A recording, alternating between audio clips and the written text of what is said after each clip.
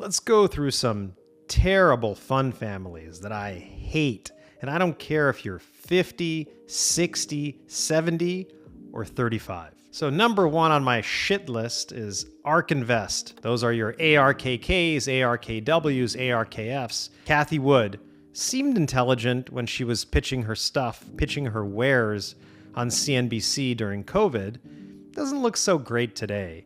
I hate these ETFs because they charge high fees, usually 75 basis points for lottery ticket stocks that collapse when hype fades.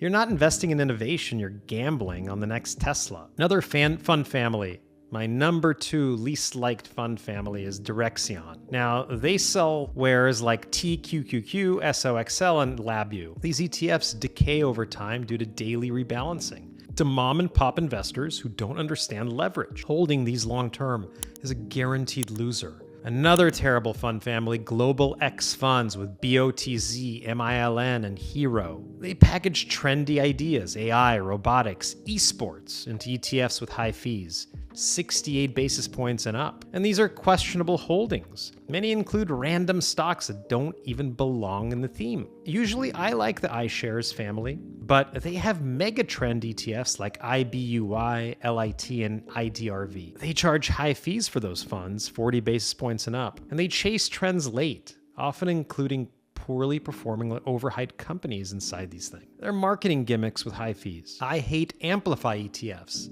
That's DIVO, BLOK, Triple Y. Many of their funds promote high-yield gimmicks, covered calls.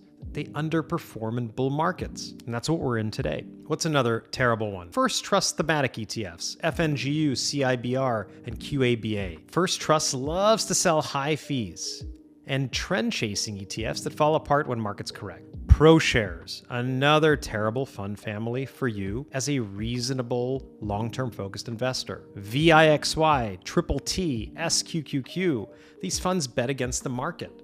Whether it's volatility, which I guarantee you certainly don't understand how the VIX index works or how the futures of the VIX work.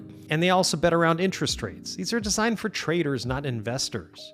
And if you're a trader, please stop watching. Roundhill Investments, another terrible fund company with ETFs like Meta, Nerd, and MVP. It's a catchy name. Stay the heck away from it. These are niche fund for esports, sports betting, and metaverse stocks. If you're 18, 19, 20 years old, have a good time.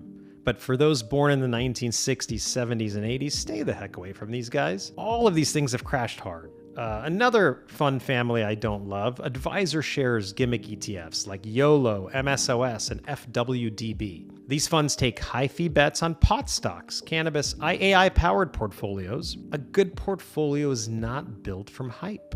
And finally, let's talk about my least favorite crypto fund family. And these are ETFs from Grayscale. They're GBTC and ETHE. At one point in time, there were no other options for us to invest in crypto if we didn't want to buy it directly other than Grayscale and Bitwise. And both are bad for a reason, right? These are terrible vehicles for crypto exposure because the funds tend to trade at massive premiums or discounts to net asset value. Now, they've since switched to becoming ETFs, but they still come with massive fees that are higher than many other Bitcoin ETFs in the marketplace. So how do we spot a bad ETF fund family? To wrap things up, well, for one, high fees. If you see fees over 40 basis points, meaning 0.4% for a passive fund, that's warning number one. Another red flag, heat-chasing themes, whether it's metaverse, AI, cannabis, or space. Stay the heck away from those. And exotic strategies like leveraged covered calls and inverse funds. If an ETF looks too good to be true, it is. Stick to low-cost, broad market ETFs for your portfolios from Vanguard, Schwab, and iShares. By the way, they're not paying me $1 to say any of this. And have you owned any of these bad ETFs that we've just talked about? Let me know in the comments. I want to hear your feedback. Thank you for watching the Dean's List.